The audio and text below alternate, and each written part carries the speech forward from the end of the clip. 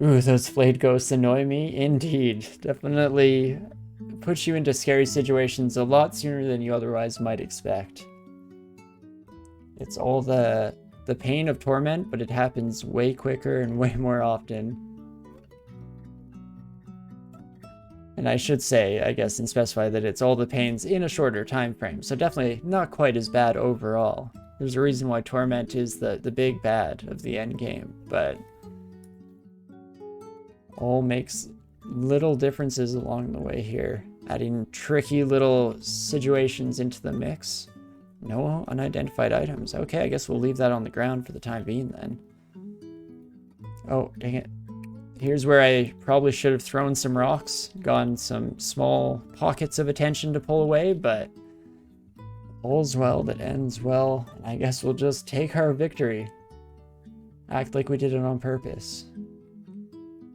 Too shabby. There is depths 2 cleared and through. Even got a little bit of a nice treasure. I was going to say trove, but that has its own connotations in game. But opportunity for treasure in that little sprawling maze setup. Also, holy cow, I didn't realize we got an amulet of faith. I think I'm going to switch over. So one of the advantages to Iskaya is there's no downside to wearing an amulet of faith. You can put it on and take it off whenever you'd like. Makes sense since you're sitting at base level, no piety, at any given point that you're not in combat.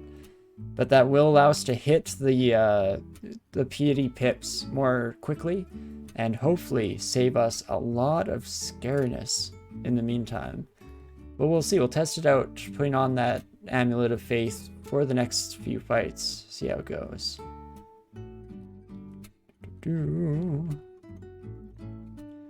I'd love if it made an extremely appreciable difference. I mean, already that seemed pretty good. That felt a little fast for the stun. But how much of that is placebo is I'm just anticipating and excited for how quickly this should increase that piety gain overall. Also forgot to pick up this helmet. That was the whole reason I stopped to reevaluate my inventory. So let's take a peek, see if it's anything better. Just another +1 helmet. So back to our see invisible buddy it goes. You know, I'm gonna quickly do a search in the game for enchant armor scrolls, see how many we've left behind. I guess we know for a fact that we don't need any of these now for our treasure trove. So in that regard, I can kind of spend these willy-nilly as long as it's in a good place. And in this stage, these boots of rampaging, this helmet of see invisible, even the kite shield of reflection, all of these are things that are very likely to stay with us the whole game, unless we happen to run into an artifact that's appreciably stronger in some regard. So, I think I'm going to start on the helmet. I like having the innate see invisible on at all times.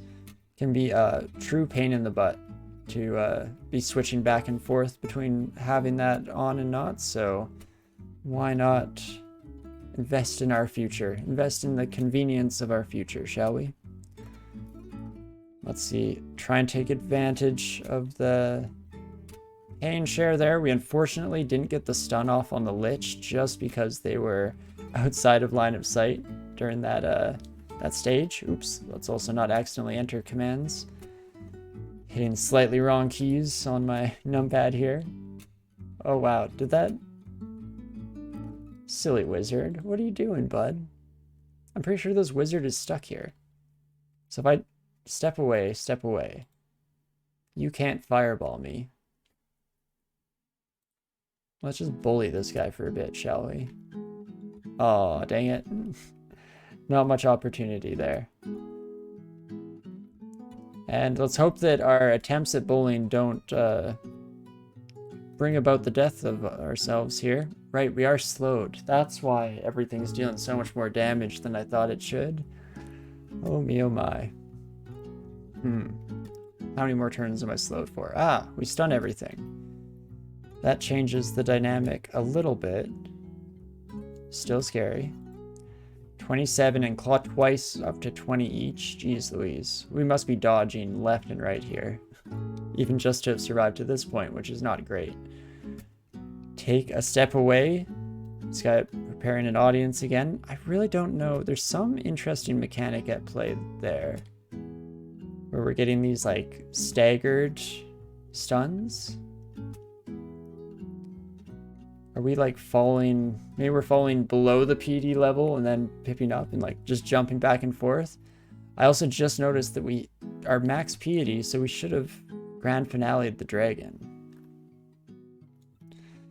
You know, it's not too late. First grand finale, we blow up the ice dragon. So yeah, the lore of that attack is that we merge our emotions with our enemy, and then we separate all in one rapid motion as our bodies try to occupy the same space at one point in time. The quantum physics just freak out and everything implodes on itself in their body, fortunately. Nothing personnel, kid. Exactly. Teleports right inside you in this case. It's worse on so many levels, actually. Right. These buddies, because they're immune to cold, they can keep doing their frost shenanigans even through their friends. Forgot about that nonsense. Let's start doing some gentle steps away. Making sure we don't take too many turns, do anything too stupid. Ouch. But we gotta be getting to the range here, right? 1, 2, 3, 4. We're still in 4. And it's 3d25, which does not half... actually, it halves to like exactly our health value, doesn't it? 75 is the max. Wait, did I... Yeah, 75 is the max. So yeah, it's like 38.5. So they'd have to hit max to kill us with a bolt of cold. Never a doubt in my mind.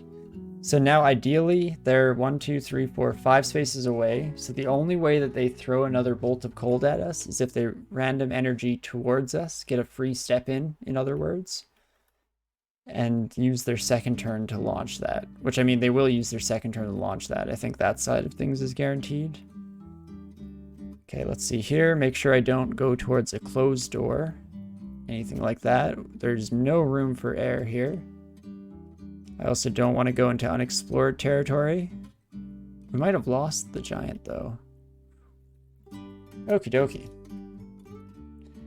It's weird, because in terms of health totals and things like that, that was eerily similar to a lot of the scary situations we've been in today. But that really was a lot more controlled of a burn, I guess. Knowing that we were probably going to get within lethal distance, but not quite possibly dead, was exactly what we were going for. So in that way, that just ended up being kind of satisfying instead of too scary. I wasn't holding my breath anxiously or anything, I swear. But there we go. Absolutely killing it now. And here we go, another pair of boots to wear. Again, going a little bit against our creed as a species here, I'm sure. Or not our creed necessarily, but comfort levels through the floor there, I'm sure. Especially if you've spent your whole life barefoot. It must be even worse the annoyances that would come with the hot leather shoes here. Now, maybe not quite hot leather shoes. Looking at our character model for the split second before the health bar covered, these are almost a more delicate, maybe even a pair of slippers, something like that. We can pretend that the white tops are just open faces, so it allows our hair to just sprout out the top. In fact, even when I think about it now, I feel like I've seen like a picture of a D&D character for someone or something like that, in which they designed specially made halfling shoes in their mind so that the hair could sprout out the top there. And I don't think that probably wouldn't be too bad now that I think about it. Answering the important questions in life, how to best dress as a halfling and get both our fashion needs as well as personal comfort. We don't want to... We're going to be walking in these shoes all day, every day through these dungeons. We don't want to be uncomfortable or anything. But holy crap, a bunch of magical items on this one wizard buddy. The Robe of Folly. Probably not something we'll be going for this game, but could be a huge pivot from where we currently are into spellcasting. Who knows? But what I was really interested in was this ring. That Arlek that we would be missing if we ever switch off of our leather armor. Even the RF pip that we get from our armor. This seems too good to be true. What would we be replacing with it? Probably this buddy. Gets slightly less of the negatives. Wouldn't get the dex or the RC, which is important. The resistance to cold, that is. But I think I'm happy with that. I'm even going to drop this standard resistance to cold ring. Well, we've been struggling just a wee bit with all these frost giants and just how much cold damage they're laying down on us each turn here. In general, I think we're okay with 1 pip of RC is what we're gonna go on about, and then it turns out that we immediately start struggling against these buddies once more. Again, falling into our controlled burn descent here, making sure to just get out of scary range. Not too shabby. There we go. And that gets us out of range with that last step. Not horrible health-wise, so I almost want to try and fight this. Hunting slings were slightly better damage.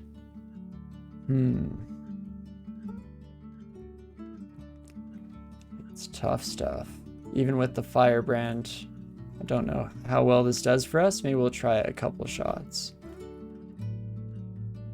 We also have all of the invocables here ready to go. In fact, I might start bringing out the lightning rod early, just so I can see its effectiveness, give it a little bit of a judgment call as we continue on here.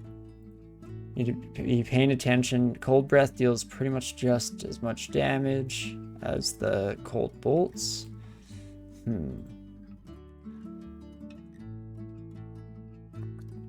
I guess what's the range on it? Probably 5 as well, right? Also 5, indeed. Well. Oh, crap. I was about to say, back to running away. And then, holy me oh my.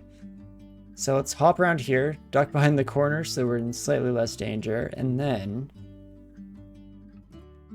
we could scroll of teleport, or we could really hope that there's nothing down here. Probably should scroll of teleport, as much as I want to risk it a little bit there. Let's hope that we get next to stairs, which we do immediately see. And then let's not forget this time. We've left a plethora of frost giants just scattered around the level ever so lightly. So let's maybe do a bit of an adventure here to find those bad boys, shall we? Oh, that's not a frost giant, but it is relevant to the conversation at the very least. Yeah, wow, that's a much better fight than fighting the frost giants themselves. I was scared of the wrong creatures there. As I go back to auto-exploring like an idiot. Come on, we're on a mission there. Let's find these frost giants. Or ice dragons. Sure. I'll take whatever you give me at this point, game. As long as it's just one of them at a time, I'm a happy camper.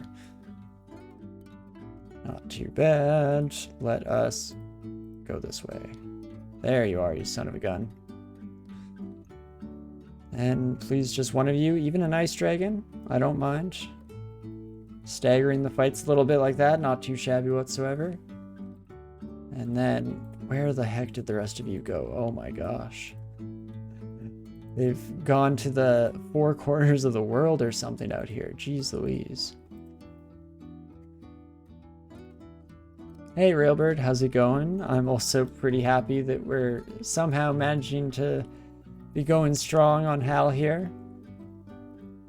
Maybe, just maybe, we can pull out the W today. Doing our very best at the very least. And, okay, I feel like there's still, yeah, at least one frost giant scattered around, but I feel like there are more of your brethren out there.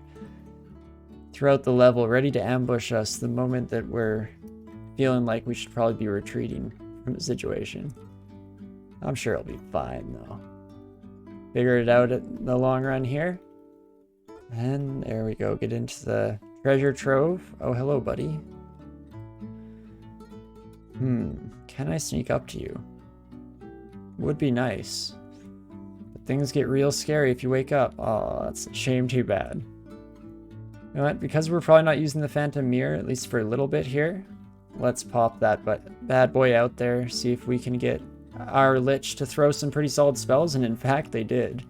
Getting some acid bolt shenanigans going on there. Love to see it. Let's snatch up all the goodies. I think I will check out this ring mail. Again, see maybe for our future here. Fire resistance. That might be worth it for Zot even, just Orb of Fire prevention, a couple more points of AC. I guess, yeah, we'll have to see how she goes. It still isn't quite enough to supersede the leather armor that has gotten us to this stage of the game. And this is kind of an unnecessarily long walk-up path to the statue here, but I'm not feeling too scared of standard ice statue. There we go.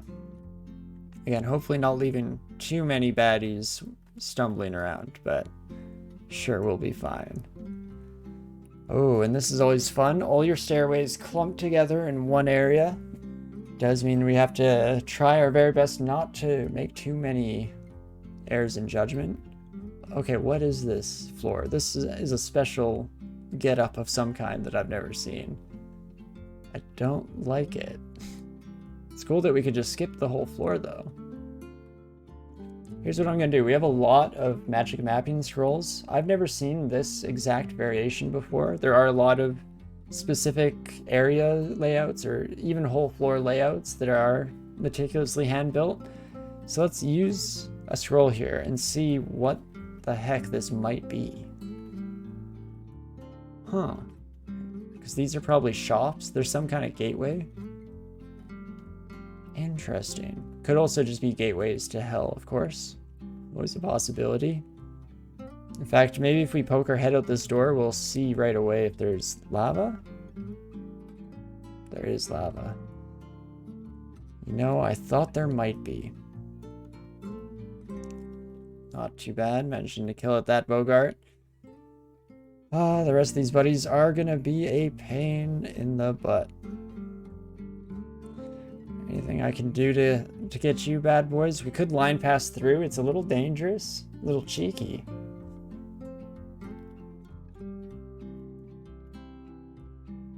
Okay, I think I have to be adjacent to them, maybe.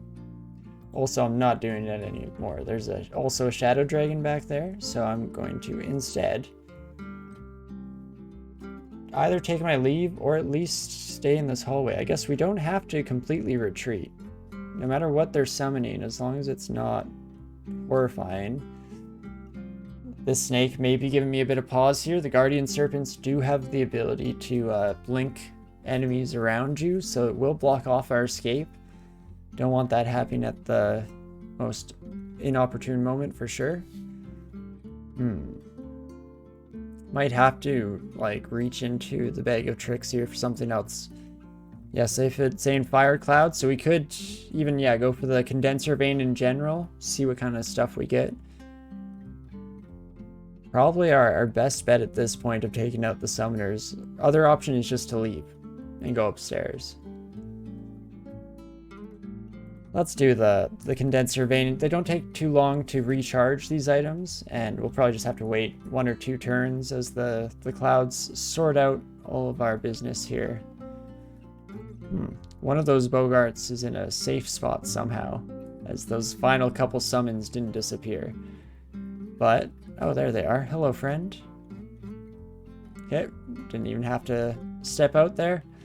Perfect. So we do know, or we will have to keep in mind that we are short that evocable item for the next little bit here, but it is a pretty solid way to deal with crowds, and that is one of the main downsides to fighting summoners, is getting through all the ads that pop up in your way there. Perfect. This floor does have some nice little corridors we can retreat back to, hide away in. Yeah, even getting slowed, I think we can still do this. Okay, it's a shapeshifter and it's changed into a malmutator, which always sucks real bad, but... Hey, okay, perfect timing on the PD increase. We take one swing there, do just enough damage to stun that bad boy. Don't have to worry about mutations hitting us today. Even though at the end of the day, again, one of the main advantages to the species we're playing at the moment, the Halfling, is a bit of innate resistance to mutation. So I don't think it's a guaranteed chance. It's something like anytime that you would be mutated, you have a 30% chance of just resisting it outright. Something along those lines. But regardless, it can be a pretty huge advantage in the late game when that is one of the more painful things that you run up against. Not too shabby. Love running into a beehive this late in the game.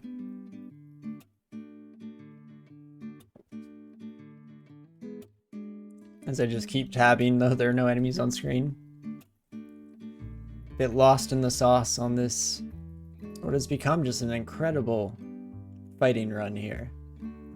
Hal has somehow come together after a few years of self-reflection and thinking about how he wants to live his life. He's fully realized himself as a human being, decided, you know, what type of person, or halfling, as it were, Hal wants to be in this wide world.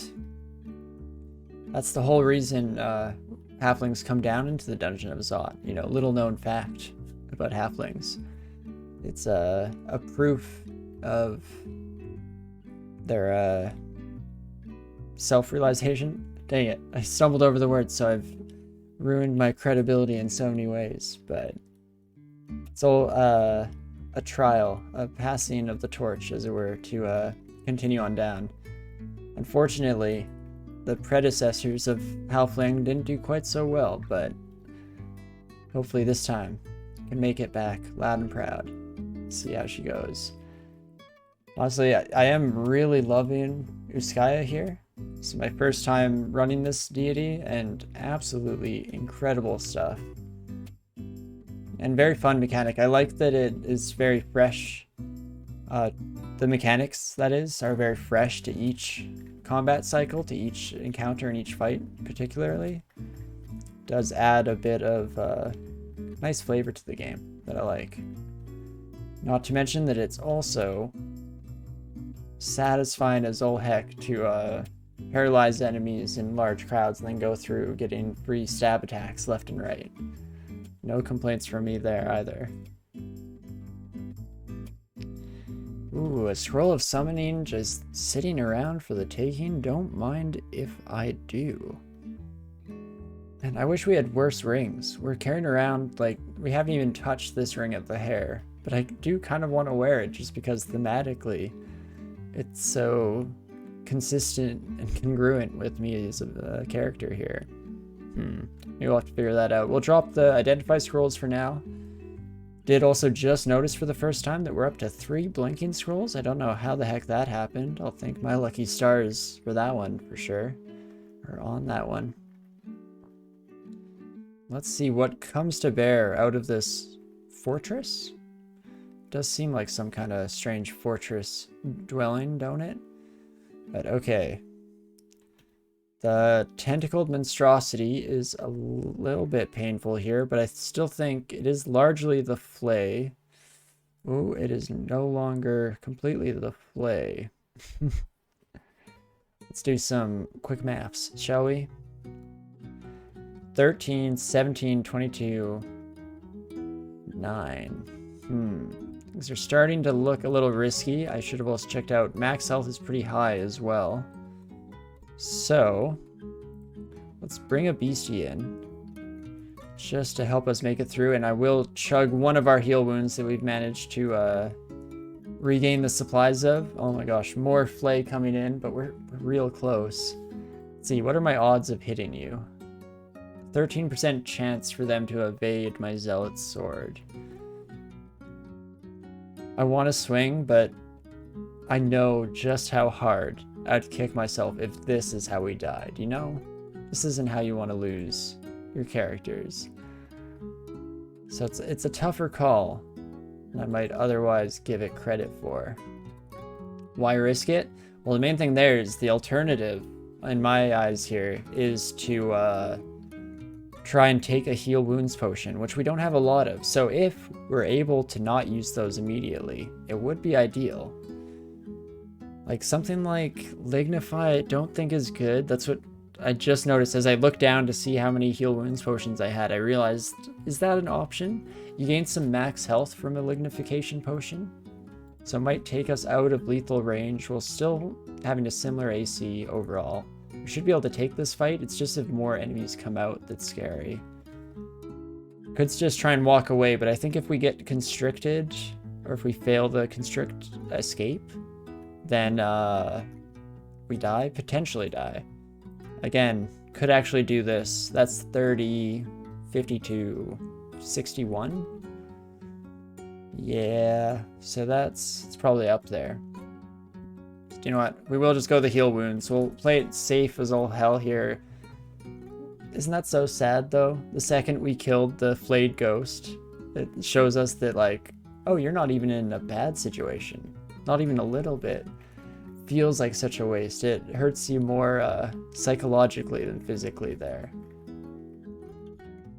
Okie dokie. Let's be a wee bit careful here. This was not a good time for the rage to strike us, but perfect. As long as we were able to take out the Lich, I think I was pretty happy overall here. Jeez Louise. Here comes the next one. Oh my gosh, that's one crystal spear. Did that much damage. Oof. Jeez, friend.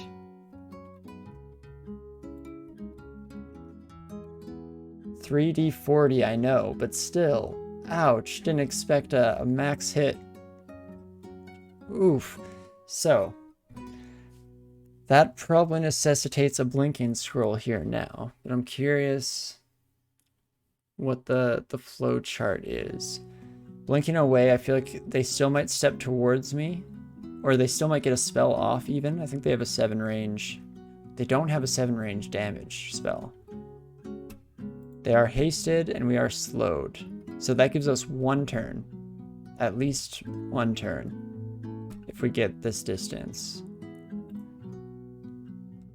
Is there advantage to go in there? I don't think so. So let's do this. Oh, that hurts that the stairs are right there. Okay, I want to think about this one for a second. It's a little less scary because there is, range to take into account here. We're slowed, they're hasted, so they're going to be going a lot faster than us. But they have to be within 5 and then have a full turn in order to kill us. 2, 3, 4, 5. That's only going to be like 1 turn of stepping away. So I feel like we are going to have to resort to another blinking here. Just mulling it over in my head, seeing, do we have to spend another blinking scroll? Is this one of those horrendous double blink situations? It just might be. Wow, what a crazy fast slide downhill. I guess that's an evasion-based build for you. That's just a taste, a peek of what we're going to be experiencing when we get to the advanced species section and start playing Felids all the time. This is them all game. No matter what background you pick, no matter what skills you train, LCS will do this to you, is what I've heard. So let's just play completely safe. We're going to pop to the hatch here. Fortunately, I didn't do my peek of making sure there weren't any missed areas up here, but I felt pretty safe that there wasn't a chamber waiting for us, a hidden chamber. But geez Louise, how one spell, one bad roll can just shift paradigms real quick there. But deep breaths, and we're okay. It's funny, we counter them with our Zealot's Blade, and they counter us with LCS, so it's a bit of a glass cannon shooting at glass cannon situation. Still think we can fight through this. We could skip this floor for the time being, but I don't think we're going to be running into too much softer of an approach a floor down here. So may as well just get to it. Ooh. One small advantage that I just thought of was that if we cleared the bottom floor, it gives us this escape hatch as another potential run away. Also, yeah, let's peek back in here. Caustic Shrikes are my nemesis. Oh, lordy lord, I don't like this whatsoever. I do like, oh gosh, this buddy up here has a quick blade. Just a +2 quick blade. So I'd want to brand that up, but that's something that I might debate switching into even at this late stage in the game. Get really quick at applying those attacks so that we're ramping through Skya Piety, and it also will give us the incredible improved backstabs on each one of our attacks without having to worry about switching weapons as things get paralyzed. So we'll have to check it out here. Okie dokie. Still not the Lich that we ran into before. And the second I go rage mode, we're just leaving. Right then and there, we're not going to spend any time slowed down in those dangerous situations here.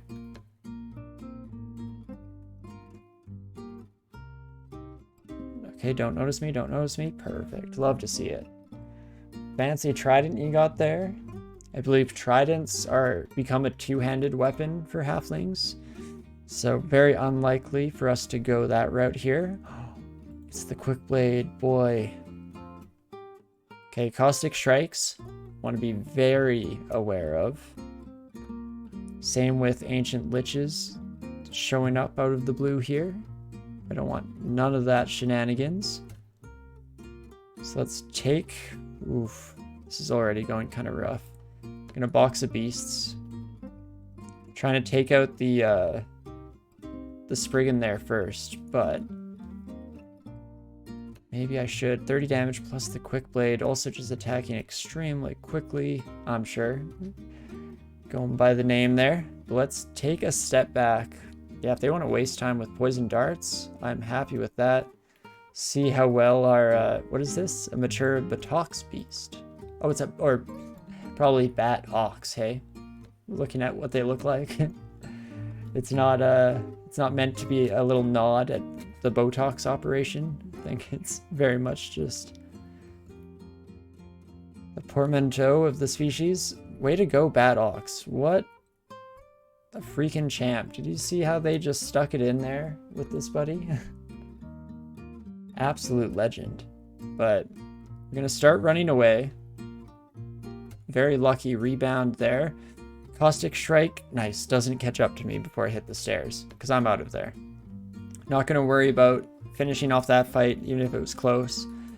Caustic Shrikes ended the very first win with every species run that we ever did on Hillark. It was one of the more promising runs that I've ever played as, and managed to find a stupid end, yet another stupid death, as it's so lovingly put by the community of the game here. Against one of, probably more than one of, if I'm being honest about it, but regardless, Caustic Shrikes, never to be disregarded or snubbed ever again. Gotta make sure we're giving them their due diligence. Also, waiting to find out where the heck this, the Quickblade Spriggan disappeared to. Don't like that we're starting to gain a little bit of a crowd here. Especially a berserked yak. It's moving quickly, hitting pretty hard, so... Oh, and even a Juggernaut in the background. You know, a Condenser Vein can come out loud and proud. If we can kill this Berserker, the summon will also die. But if they both hit us, it's going to be a lot of damage. In the usual issue with the evasion-based halfling here, it's hard to tell when we've been surviving due to luck versus being in a good position here. So we want to be careful not to confuse the two. Oh crap, the Juggernaut. Forgot how these buddies work. They close the distance really quickly, and then they're slow to attack, but they hit really hard.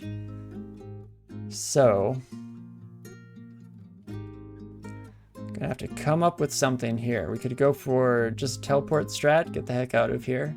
Ideally land somewhere in the vast areas we've explored, and that way we can just wait a couple turns and hopefully some of this poison ticks away. Does some work. Dang it, why are you next to me? Trying to think. I have a feeling that we could get lucky. I mean, yeah, Fierce Roll is probably not going to get rid of them. We only have one blinking, so I was going to say I would hate to use it. At the end of the day, you don't hate to use something that keeps you alive. But I do just need 1 or 2 turns like this. You're the main issue. Why did you have to pop out of the mist there? I guess maybe what we should have done even was use the Phantom Mirror on this buddy when they were behind all the enemies. Tried to keep them distracted. Probably, to be honest, I was most likely forgetting that they move quickly. It's fun stuff. I'm gonna take 1 step away here. Okay. It is working out here as people continue to fight for the space next to us. So we continually hear shouts from all the berserked enemies. But there we go. It did work out in terms of where it dropped us on the teleport. And here we go. Let's fight this juggernaut one-on-one if possible. In fact, if possible, we'd like to not make this a one-on-one fight. So, Phantom Mirror. And then, hopefully, that buddy comes and helps us out. Maybe it was a bit unnecessary at the end of the day. We got some good dodges in there. But it's funny how situations can differ and how scary they look just based on that one enemy being there or not being there, the berserk status being on some of those buddies or not. And there we go, in the similar boat or in the same fashion even, as we find the Spriggan, Quickblade Spriggan just on their own. Not too shabby of a fight, or not too bad at the very least. And that gives us access to their Quickblade. What do I wish to sacrifice? We could almost throw away our stones. We have a lot of sling bullets now, but I do like having the option of just being able to throw a rock without having to change weapons, that is. So I might drop...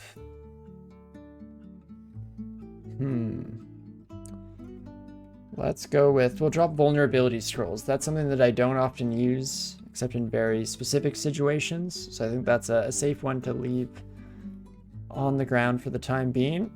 Oh, hello. Okay. That sucks. Enchantress popping up out of the blue here. Knew there were some Spriggans around the corner, but didn't expect that. What's my best way to go about this? This is definitely one where I am ready to use teleport scrolls, and in fact, I might just pop one right away. This is where it'd be really nice to have our condenser vein, get all the clouds throughout. All these buddies have really high evasion, so cloud attacks that are undodgeable are the way to go. Oh, +4 quick blade, it's even better. So, okay, yep. Immediately read a scroll of teleportation. Get the heck out of there. And we'll be a little bit careful not to play too quickly here, but in general, we're just heading right back towards our hatch into the sky. There we go. I was kind of happy at first that the stone giant walked us by, but then I realized maybe it would be a good idea to try and weed them out of the running here if we're able to, which we definitely are. And same logic kind of goes for this buddy too, where if possible, we'd like to fight them alone, get them out of the way. No LCS that time to take out... I should have done some of the math there. If it hit for probably like 110 at the time, even if we're saying 100, that's still like 66% of our health bar. Jeez Louise. But okay, this is a much better situation in my books to fight the Enchantress and Goonies. Oh, didn't even notice that this Rodax hit the ground. Fascinating. But yeah, so we would like to draw them to here if possible. Unfortunately, not sure if they're wandering this way right now. Because I don't want all of them. That's the issue. And do they just like all hold formation around her? Because if so, then we're in trouble. There we go. Come with me. Yes. Divide and conquer. And if that's just a standard... Oh, no, it's a magic one. I forgot what the sprite is for a non-enchanted versus an enchanted demon whip. Oh, whoops. Hit tab there thinking I still had my ranged weapon on. Whoops. Let's instead cross the distance here. Love to see it. I should also... Oh my gosh, we passed out at the end of that berserk, so that's one of the scary ones. All right. Let's try our best not to get caught out in a bad place while sitting or recovering from our berserk status. If we're able to, at the very least. Spriggan Rider. I don't like that. Are your friends coming? No? Because then it's not so bad if it's just you. Heck yeah, bud. Okay, back down we go. And once more into the breach. Just making sure to drag out all the little buddies here. Like, holy crap, you see that? How quickly things go downhill? It's evasion versus evasion in these matchups, which just means that it can pull or lead to some really wonky power level, I don't know, feelings or misconceptions, I guess I should say. Either we feel way more powerful than we really are, or way weaker, depending on how those dice rolls go. And then just a Juggernaut on their own. We don't have the Phantom Mirror this time. We do have the Box of Beasts back. Ouch. Let's see how this goes. It'll take a while before they get another hit in, so I felt pretty safe just peppering in a few shots of our own. Spriggan Berserker is a great one to fight on their own. Always a pain in the butt when it's them as well as all their summons, as well as all of the critters, the other critters and creatures wandering about. I also probably shouldn't be doing what we're doing here, which is just to say, geez, Iron Dragon, excuse me, pardon me.